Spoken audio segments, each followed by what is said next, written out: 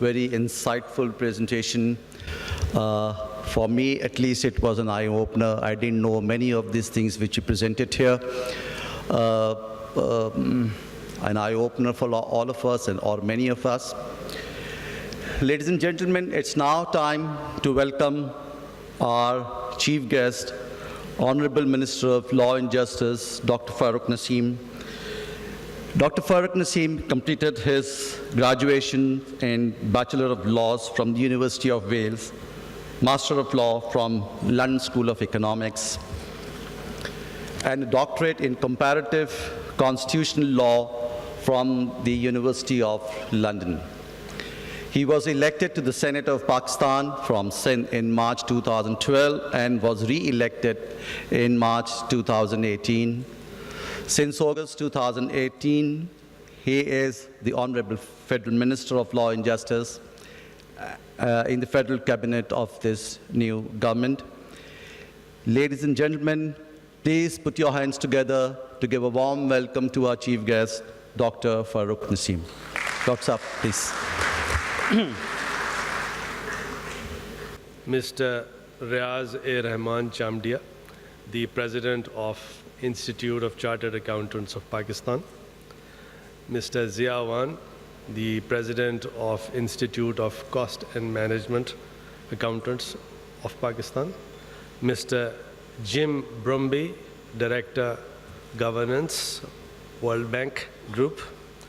Dr. Subodh Kumar Karan, President of SAFA. I hope I've pronounced your name correctly.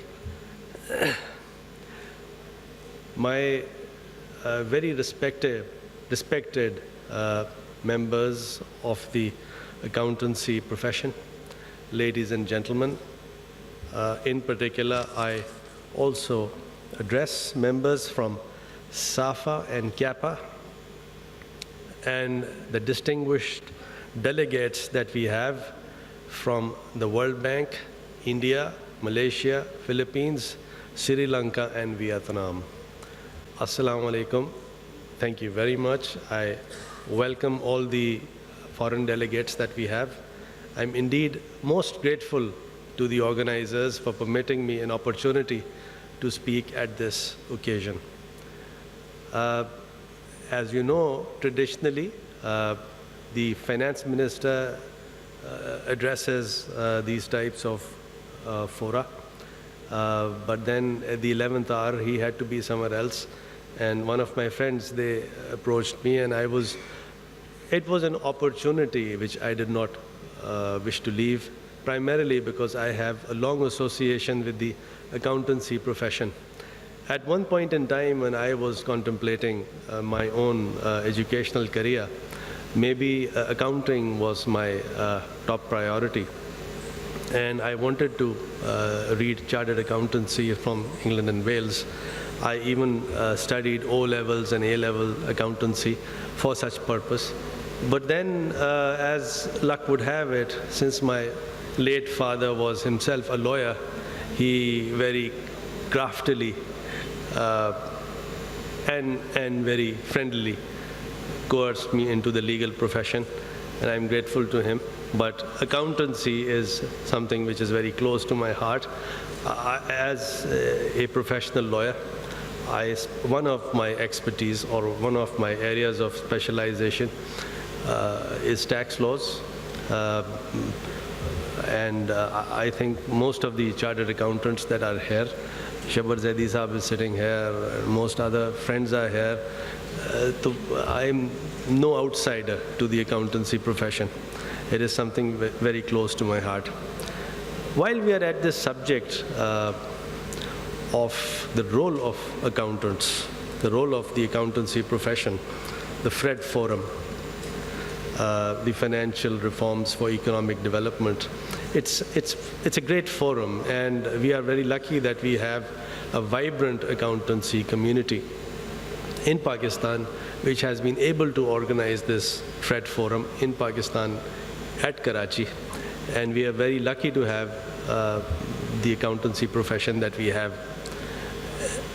And I'm not trying to boast about Pakistan, but I did ask this question to one of my dear friends. I think most probably it was either Mr. Shabbar Zaidi or Masood Naqvi Saab. And I asked him to compare our ICAP and ICMA with the accountancy profession elsewhere.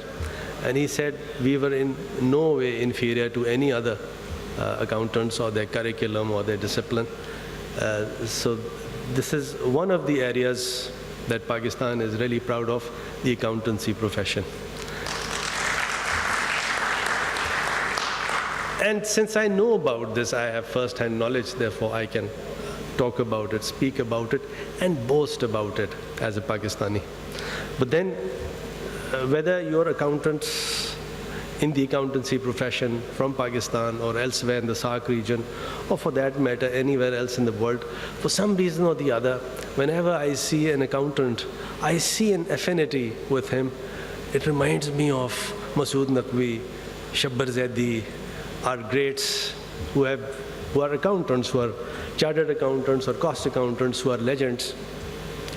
And I tell you one thing, if the accountability and transparency drive, the drive against corruption is to succeed in Pakistan, then we need to involve the accountants in it, the chartered accountants and the cost accountants in the NAB, in all anti-corruption bodies, in the Auditor General body, in the Accountant General, in the Controller, and all these other areas, because the accountancy profession, the way it is a very diversified profession. And so when we're talking about the FRED Forum, and we are talking about public-private partnership, we are talking about the laws, and we're talking about incentives in business, in investments, and so on and so forth. Accountancy is a profession we really cannot forget. In every area of law, in every area of financial law, in any area of governance, transparency, I think the role of accountants, chartered accountants or cost accountants is really indispensable. Any developed, civilized world which has entered into the areas of commerce and investment cannot function without a vibrant set of accountants. Having said so much, there are a few thoughts that, although my organizers have given me a list of takreer bana ke diya, I don't think I'll read this, but I have certain thoughts that I would want to share. There are representatives of the World Bank. So I'd like to share a few thoughts with you. We all know that operating business in the third world and inviting investments in the third world in a country such as Pakistan, there are vicissitudes. There is a roller and coaster attached to it. There are kickbacks. There is corruption. And of course, there are players in Pakistan and there are players from abroad. And unless and until they shake hands, the deal is not finalized. Therefore, and there are arbitral bodies in ICAP, which is a World Bank. It works under the auspices and umbrella of the World Bank. My request to you, sir, is that if the municipal court, i.e. if the courts, the domestic courts, if they find that a contract is tainted, it is hit by corruption, then that is a finding which a forum such as ICSED should accept. But then what happens is, I don't want to specify any one case, and I will not, because maybe certain proceedings are pending. Because if we are really sincere about eradicating corruption, eliminating corruption, we want an ease of doing business, we want transparency. Mr. Aleem very rightly said that the government should not shift its policies. But at the same time, if there's any set of happenings or events or transactions which are hit by corruption or corrupt practices, then I think the World Bank or any international fora, they need to work with domestic agencies or domestic courts. Because what we don't want is a perception where the World Bank is doing something which is great. I appreciate whatever World Bank or institutions like the World Bank are able to do and what they do. But having said so, sir, we need to work together. If we really want a proper, transparent set of government, if we really want the finances, the aids, the grants, the loans to reach to the common people, if we are really sincere in eradicating poverty in the third world, then we also must work to eradicate and stop corruption. My very respectful suggestion is that as far as the IT ministry is concerned, the IT ministry is now in new hands. It is under vibrant leadership. We have already taken very giant steps to engage the IT players, and I'd like to think that Pakistan has the potential to compete with any other big player in IT, either in the region or elsewhere. There is immense IT talent which is available in Pakistan, in particular Karachi. There are speakers, there was a speaker, there would be speakers who would talk about an adverse law and order situation in Pakistan. What I can say is that the situation or predicament in Pakistan is as safe or unsafe as anywhere else in the world.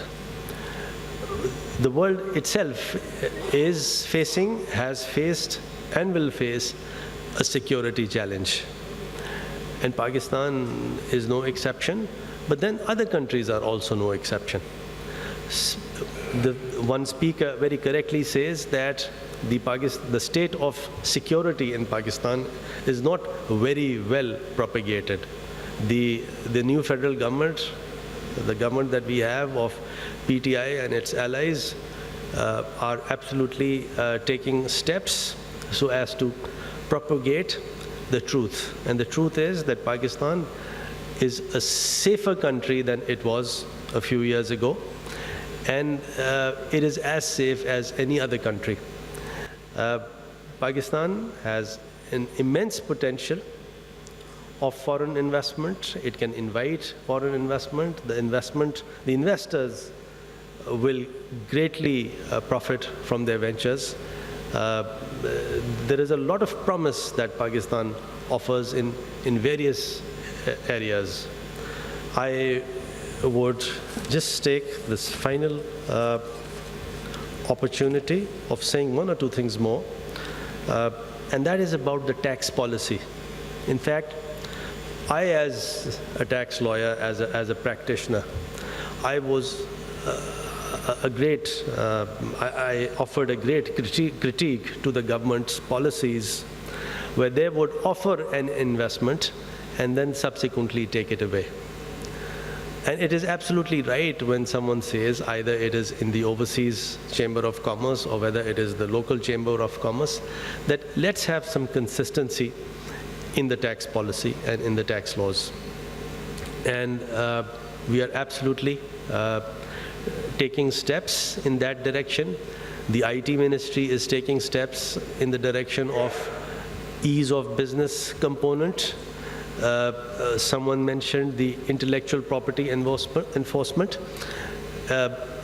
We have come across the real reason why we have found the real reason why the intellectual property enforcement has been defective, and that is primarily because there is some legal provision which we need to amend, because there is an area of intellectual property law which permits taking the case either to the tribunal or taking the case to the High Court.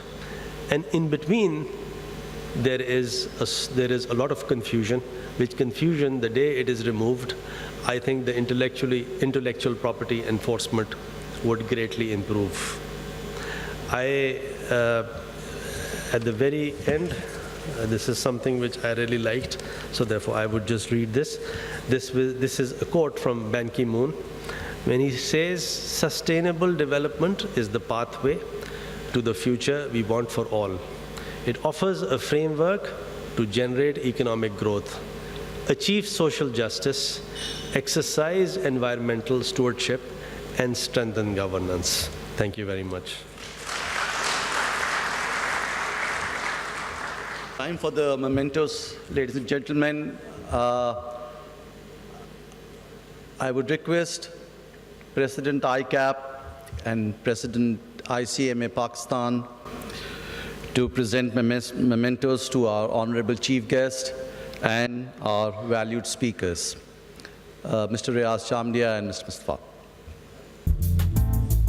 I would now invite on stage Honorable Minister Dr. Farooq Naseem to receive the mementos from President ICAP.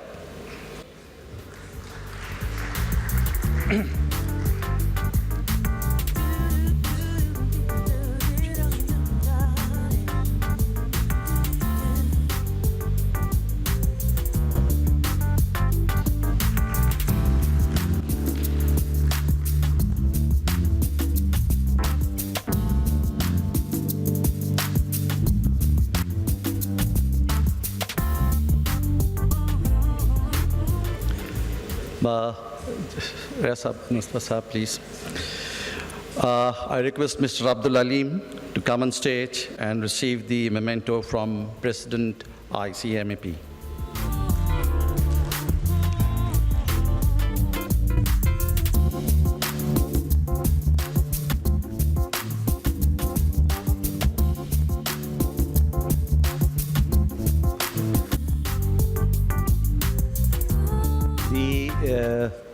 The next presentation will be by Mr. James Brumby, but I would request him to please come on stage and receive his memento from President ICAP. Mr. James Brumby, please.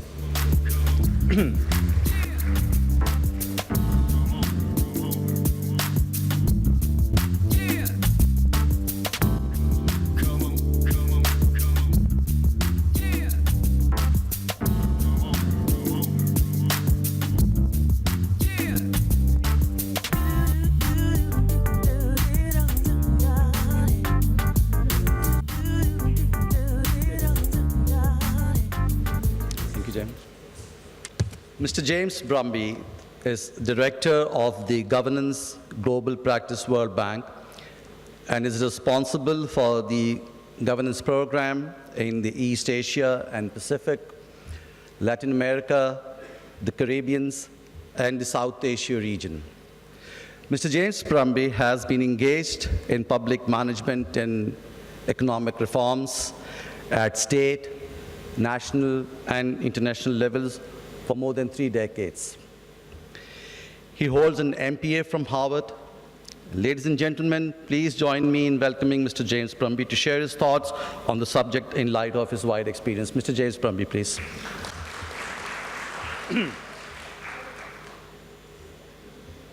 Well, good evening. I must say, I think this is the first time I've ever been given an award before I speak. I wonder if I should leave now while I'm ahead. So Dr. Farooq Naseem, Minister for Law and Justice, thank you very much for your invitation to work together. I think that's what we're here to do. We want to work with you.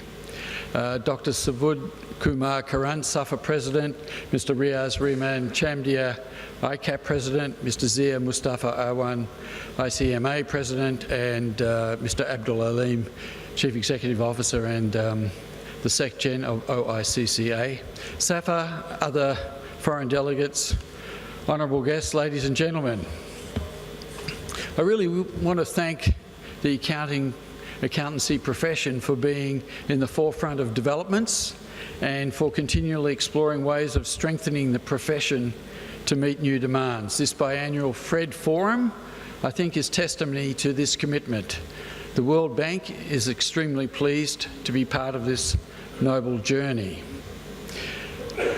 A special thank you, I think, to the hosts of FRED Forum 2018, the Institute of Chartered Accountants of Pakistan, ICAP, the Institute of Cost and Management Accountants of Pakistan, ICMA, for their tireless efforts to make this event a success, and the leadership provided by the FRED partners, the Confederation of Asian and Pacific Accountants, South Australian Federation of Accountants, and the ASEAN Federation of Accountants. As it's already been said, I think the accountancy profession in Pakistan is in a very vibrant state, and it probably needs to be. It truly is a special time in Pakistan after the formation of the government led by Imran Khan. As an Australian, what we say to our Prime Ministers these days is, we hope you last at least as long as the one before you. But that doesn't always happen.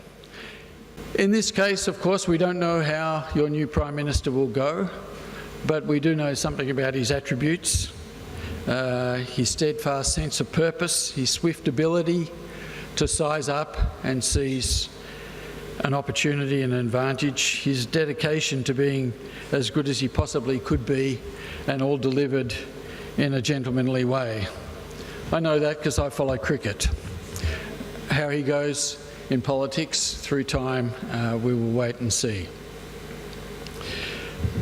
There are a lot of good things, I think, consistent with the presentation just made about the outlook for Pakistan. And I think it's always a great thing to be actually in this part of the world where economies are dynamic and people are talking about dealing with growth than some other parts of the world that I spend quite a bit of my time. There are emerging headwinds, trade tensions, not necessarily from here, rising debts. The growth outlook for the world, though, does remain positive. In our estimate, the global economic growth will remain robust at 3% in 2018. South Asia and East Asia continue to be the fastest growing economies in the world, and that's why the conversation in this part of the world is a different conversation. Growth in East Asia and Pacific is forecast to ease from 6.3% to about 6.1%, so very, very stable actually. In South Asia, growth is expected to strengthen to 6.9% in the current year and 7.1% in the following year. So Asia is and will continue to be the centre, really, of global growth.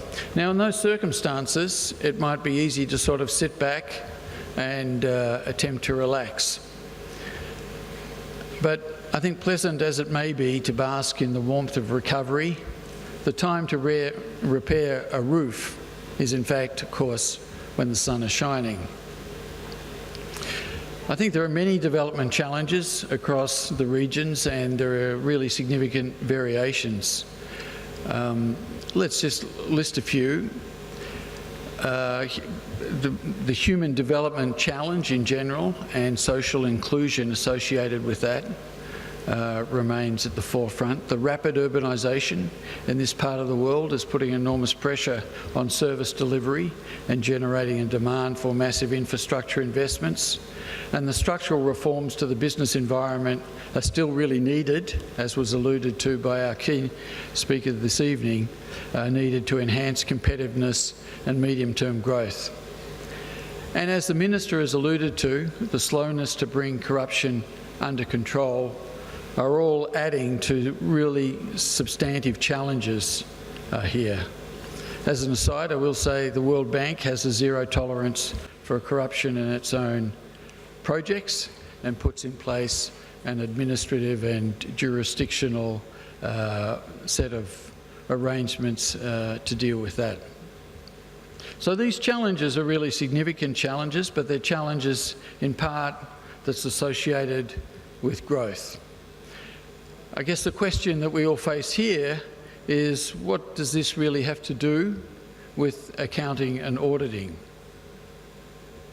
I think it has everything to do with accounting and auditing. You are the backbone of a strong and vibrant private sector. So let me highlight a few areas, 4 areas, where I think the accounting profession here is playing a critical role in the economy and in private sector development. First of all, in capital market development and in the financial sector.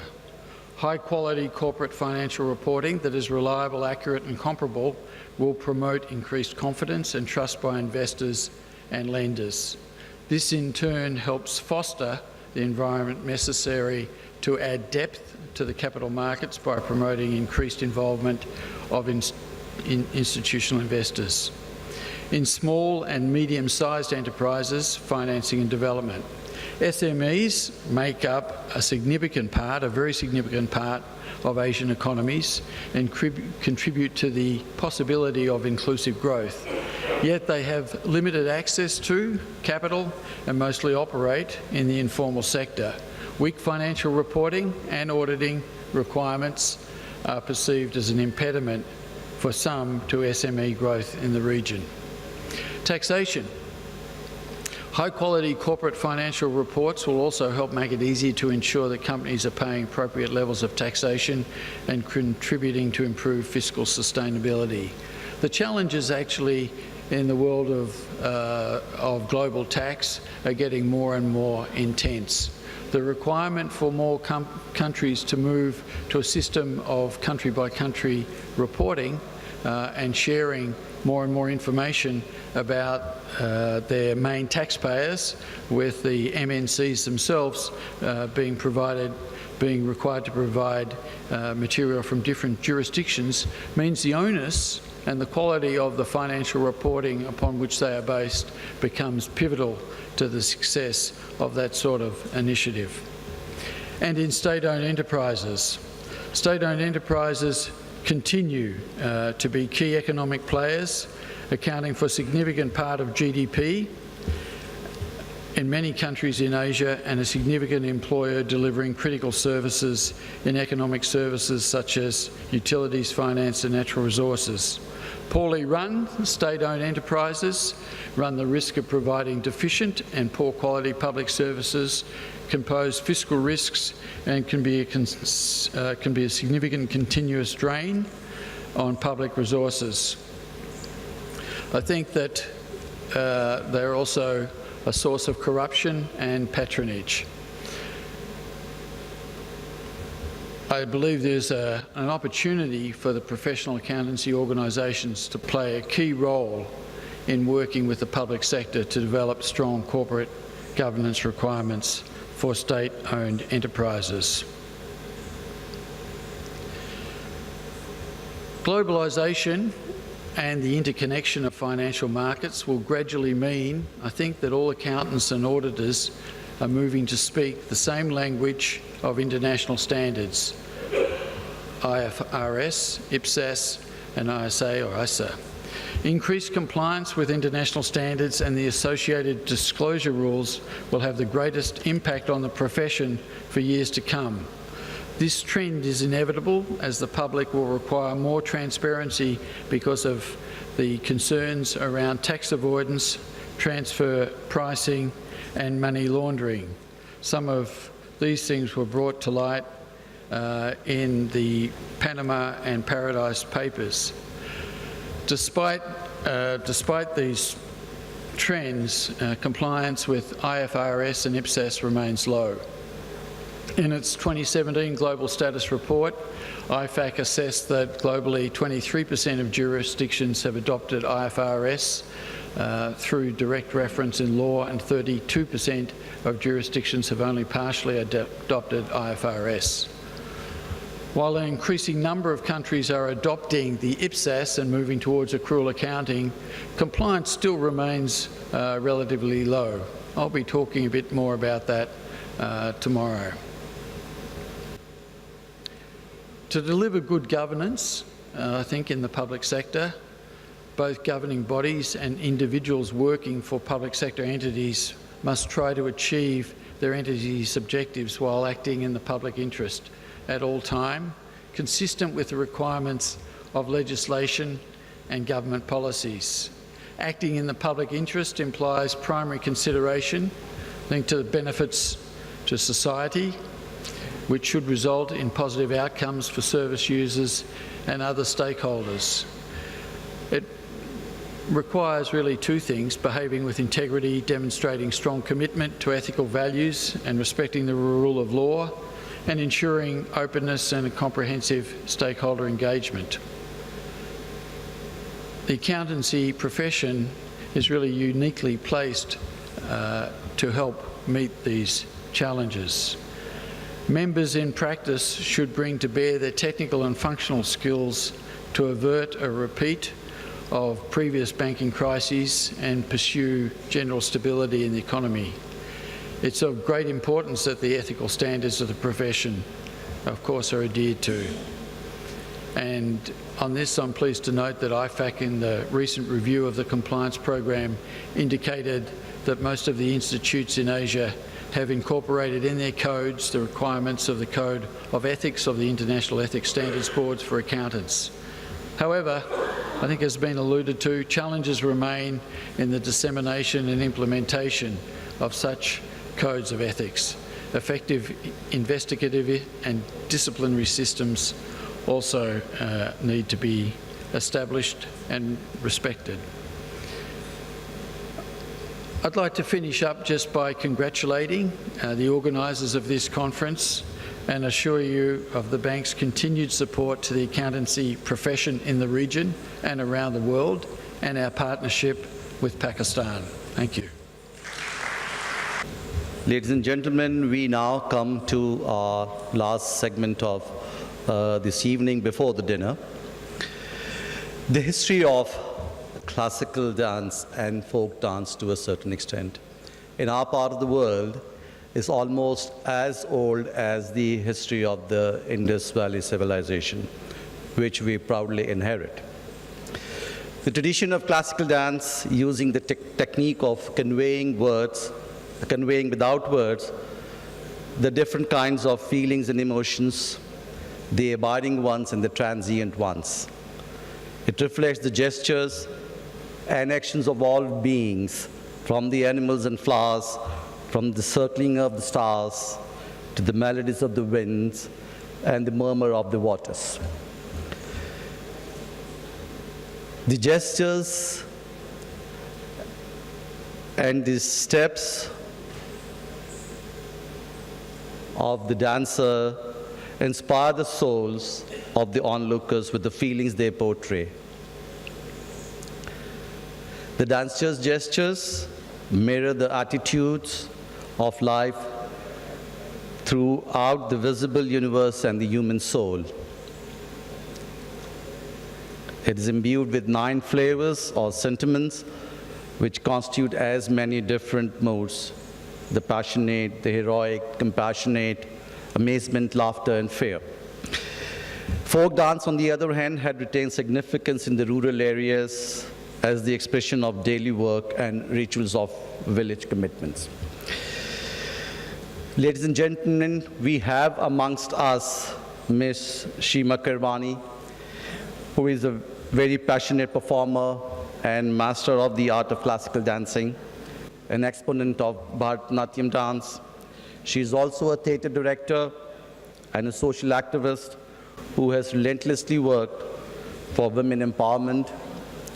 I request you all to please extend a very warm welcome to Ms. Seema Kirwani.